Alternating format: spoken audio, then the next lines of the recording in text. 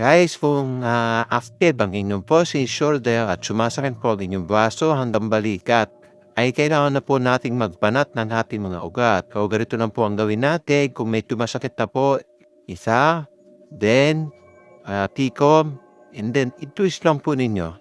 Twist. Yan o. Ayan po. Oh. Ayan po. Pagka po mga 10 ganyan ay napakaginhawa po kasi yung po ating ugat ay nababatak hanggang dito po sa may likod. Ayan po, hanggang dito po ang koneksyon.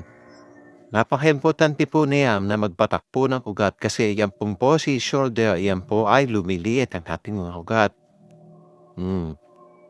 Po yun.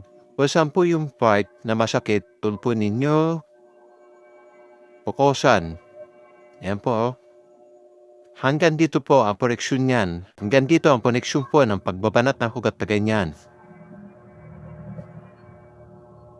Kailangan po may lakas ha.